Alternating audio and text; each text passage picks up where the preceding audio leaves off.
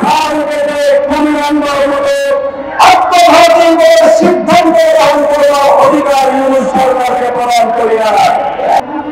গতকাল বাংলাদেশের অন্তর্বর্তীকালীন সরকার বাংলাদেশে জাতিসংঘের মানবাধিকার কমিশনের কার্যালয় স্থাপন করবার এবং মানবাধিকার কমিশনের কার্যক্রম পরিচালনা করবার জন্য নীতিগত সিদ্ধান্ত গ্রহণ করেছে।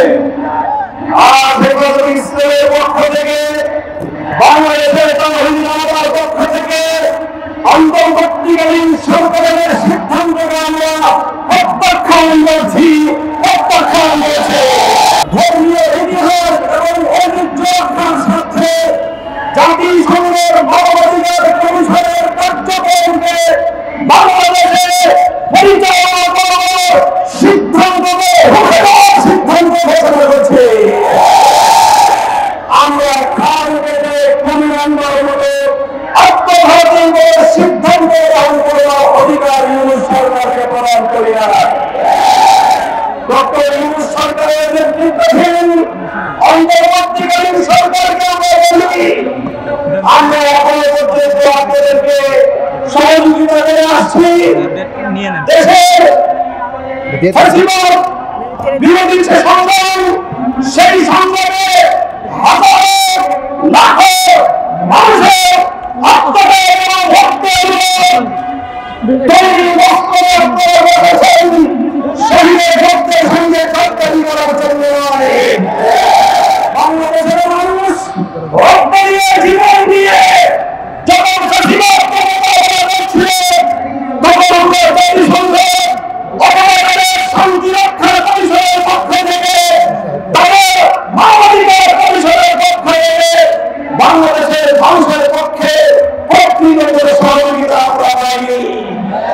এদেশের মানুষ রক্ত দিয়ে জীবন দিয়ে ফ্যাসিবাদ থেকে নিজেদেরকে মুক্ত করেছে এবং সেই মুক্ত বাংলাদেশে আগামী দিনে এদেশের হাজার বছরে ধর্মীয় ঐতিহ্য, এদেশের মানুষের ইচ্ছা এবং অভিপ্রায়, বাংলাদেশের মানুষের কৃষ্টি কালচারকে ভিত্তি করে আগামী সুন্দর বাংলাদেশ বিনির্মাণের যখন প্রস্তুতি চলছে, তখন মানবাধিকার কমিশনের নামে বাংলাদেশে কাদিয়ানির মতো প্রতিষ্ঠা, সুখানিত প্রতিষ্ঠা সহ বাংলাদেশের ইতিহাস, ঐতিহ্য, স্বাধীনতা, পরিবার বন্ধনকে ধ্বংস করবার ঘোষণা ছিল।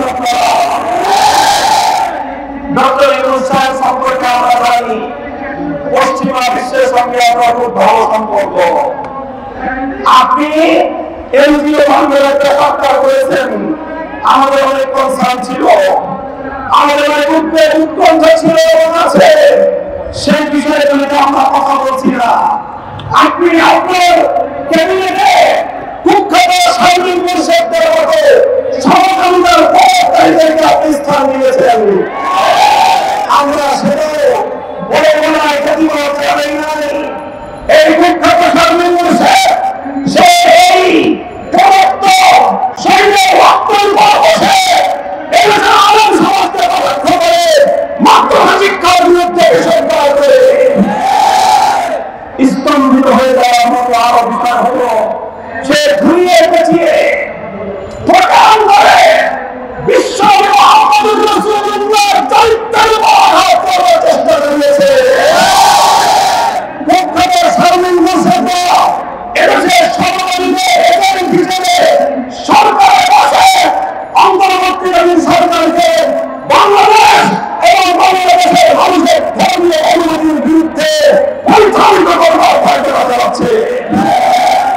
আমরা স্পষ্ট ভাষায় বলছি, আমরা বলছি, আজ হেফাজতে ইসলাম বাংলাদেশ তার প্রাথমিক প্রতিবাদ জানাচ্ছে, প্রাথমিক অনুমতি একটা হচ্ছে, যদি আপনারা আপনাদের এই আত্মঘাতী সিদ্ধান্ত নিয়ে প্রত্যাহার না করেন, এদেশের সকল রাজনৈতিক দল এবং সকল স্টেক হোল্ডার, সমাজের প্রতিনিধিত্বশীল প্রতিটি শ্রেণীর সাথে পর্যায়ক্রমে আলোচনা করে সকল এজেন্ডাগুলো জাতির সম্মানকে স্থাপন করে নীতি নির্ধারণী সিদ্ধান্ত গ্রহণ করতে হবে